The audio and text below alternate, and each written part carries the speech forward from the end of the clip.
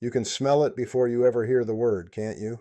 That thick, yeasty aroma of barley bread hitting a hot stone, mixing with the acrid sting of olive wood smoke and the heavy metallic scent of a world that is always one failed harvest away from the grave. We read those words in the Gospel of Matthew, chapter 6, verse 11. Give us this day our daily bread, and we say them with our heads bowed and our bellies full, never realizing that for the people of 30 AD, that prayer wasn't a liturgical suggestion. It was a desperate, guttural cry for survival in a world where the kitchen was the front line of a spiritual war.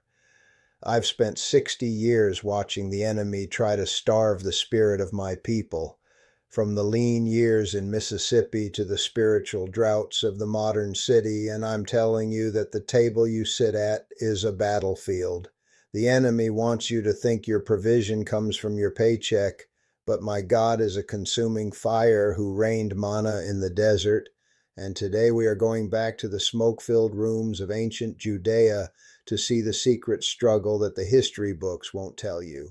You are in a battle for your sustenance, a battle you didn't ask for, but one you must win, because the clock is ticking on your soul, and the bread of life is the only thing that can satisfy the hunger of the final hour. The year is 30 AD, and the land of Judea is a landscape of dust and divine tension, a place where the Roman eagle casts a shadow over every grain of wheat. To understand the kitchen of this era, you have to understand that food was the primary weapon of the empire. The Romans didn't just conquer with swords, they conquered with the annona, the grain tax that sucked the lifeblood out of the Judean countryside. Archaeologists working in the ruins of Capernaum and Chorazin have uncovered the insula homes, cramped communal living spaces where 3 or 4 families shared a single courtyard and a single oven. Imagine a space no larger than your modern living room, shared by 20 people, where the air is permanently gray with soot and the walls are stained with the residue of 1,000 fires. The population of Galilee was mostly peasant farmers, and historical records suggest that nearly 40% of their harvest was seized by the tax collectors before it ever reached the grindstone. The political climate was a slow-motion famine, and the kitchen wasn't a place of domestic peace. It was a fortress where mothers fought to keep the light of life from flickering out under the weight of Roman greed and religious heavy-handedness. I've studied the Word for 6 decades, and I'm telling you, when Jesus spoke about bread, he was speaking to people who knew exactly how much it cost in blood and bone.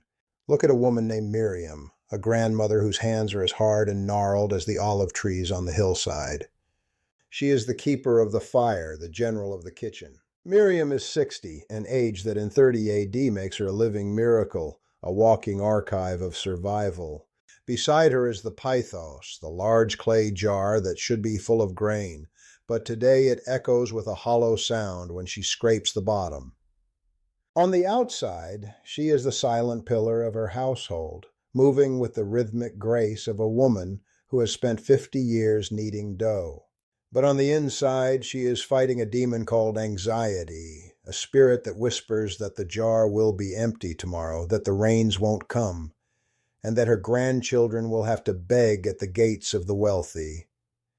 The interior battle of the Judean kitchen was the battle of the jar of Zarephath, the constant test of whether to trust the promise of God or the evidence of the empty cupboard. She carries the weight of her family's survival in the ache of her shoulders, wondering if the Messiah people are talking about truly cares about the stone-ground barley of the poor.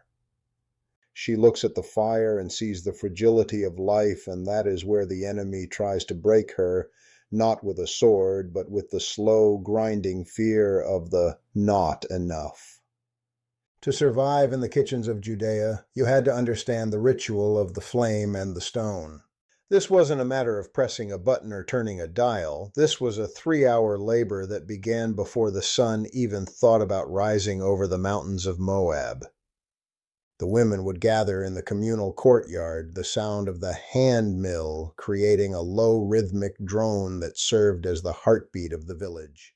Two women would sit at the mill, turning the upper stone against the lower, their muscles straining to turn grain into flour, a physical manifestation of the grinding reality of their lives. They would use the taboon, a beehive-shaped oven made of clay and insulated with pebbles and broken pottery. The fuel wasn't clean gas. It was dried animal dung and thorny brush, producing a smoke that stung the eyes and blackened the lungs. Every gesture was a ritual of preservation. The way they saved a piece of fermented dough from the day before to act as the leaven for the next. A biological chain of life that stretched back generations. They understood the symbolism of salt, the way it preserved and purified, and the way a lack of it meant the rot would set in. When you walked into a Judean home, you didn't see the sterile surfaces of the 21st century. You saw a world of textures, rough clay, coarse linen, and the constant fine coating of flour dust that made everything look like a ghost of itself. The day begins in the pitch black of the 4 a.m. hour, when the air is cold enough to make your breath visible in the firelight. Matthew records that man shall not live by bread alone, but by every word that proceedeth out of the mouth of God. And Miriam lives that truth as she blows the embers into a flame. The first hour is the gathering of the grain. She measures the barley with a precision born of necessity. Every handful lost to the floor is a meal stolen from a child. The second hour is the grinding. She sits across from her daughter-in-law, their knees touching, their arms moving in a synchronized circle. The iron-heavy smell of the stone rubbing together fills the courtyard. Luke records that 2 women shall be grinding at the mill. The one shall be taken and the other left. And you see the prophetic weight of this mundane task. By the third hour, the flour is ready, but it is coarse and full of grit. She mixes it with water from the village well, water she carried on her head for half a mile. The kneading is a violent grace, her fists pounding the dough, breaking the stubbornness of the grain. By the 4th hour, the oven is hot. She slaps the flat discs of dough against the inner walls of the taboon. They bubble and brown in seconds. This is the moment of peak spiritual tension. The smell of the bread draws the children out of their sleep, their eyes wide with a hunger that Miriam knows she can only partially satisfy. On a morning just like this, a neighbor comes rushing in, talking about a man who just fed 5,000 people on a hillside with nothing but 5 barley loaves, the very bread Miriam is holding in her hand. The hammers of the stonemasons in the distance go silent for a second as the news spreads. The people don't just want a king, they want a provider who understands that the daily bread is the difference between a funeral and a future. The book of Exodus tells us that when the dew fell upon the camp in the morning, the manna lay upon the ground, a small round thing as small as the hoarfrost. When these women in Judea looked at their bread, they weren't just looking at calories, they were looking at a covenant. They remembered that God had sustained their ancestors in a wasteland where nothing grew. They saw the untold truth that the kitchen was a temple and the bread was an offering. They held on to the promise of Psalm 37, verse 25, where David declared, "I have been young and now am old, yet have I not seen the righteous forsaken, nor his seed begging bread." They connected the smell of their kitchens to the tabernacle of old, where the showbread sat on a table of pure gold. The prophet Isaiah had promised that bread would be given to the upright and their water would be sure. They were looking for the fulfillment of the prophecy in Ezekiel 36, where God promised to call for the corn and increase it and lay no famine upon them. They weren't just cooking, they were waiting for the bread of life that John records in his 6th chapter, the one who would end the cycle of hunger once and for all. They were looking for the one who would take the curse of the ground, the thorns and thistles of Adam's labor, and turn it into a harvest of righteousness. You see, the spiritual warfare of the kitchen in 30 AD was centered on the concept of divine dependence. As a doctor of ministry, I've spent 60 years analyzing how the enemy uses the belly to control the brain. The primary strategy of the enemy in the ancient kitchen was the spirit of scarcity. This is a principality that operates by convincing the believer that God's resources are finite, that there isn't enough to go around, and that you must hoard, steal, or worry to survive. This is exactly what Jesus was attacking when he taught the disciples to pray for bread day by day. He was breaking the stronghold of the storehouse mentality. In Judea, if the grain was stored too long, the weevils would get it, the mold would rot it, or the Romans would find it. The only safe place for the bread was in the hand of God. This is the theology of the manna principle. Use what you have today, and trust the Father for tomorrow. The spiritual warfare was the daily rejection of the leaven of the Pharisees, which Jesus warned was hypocrisy and greed. To bake bread in a Judean kitchen was to participate in a prophetic act of faith, declaring that despite the taxes, despite the drought, and despite the occupation, the earth is the Lord's and the fullness thereof. The blood of the Lamb is the only thing that can cleanse the table from the stain of worldly anxiety and make the simplest meal a holy communion. I want to stop right here and reach across this screen to touch the heart of someone who is struggling today. I've been in the ministry for 6 decades, and I've seen the faces of mothers who didn't know how they were going to pay the rent and buy the milk at the same time. I've sat at tables where the only thing on the menu was faith.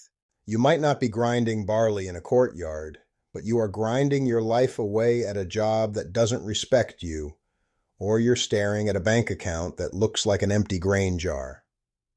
You are laboring in a modern kitchen where the heat of the world is trying to burn your spirit to a crisp. You're asking that same ancient question, will there be enough?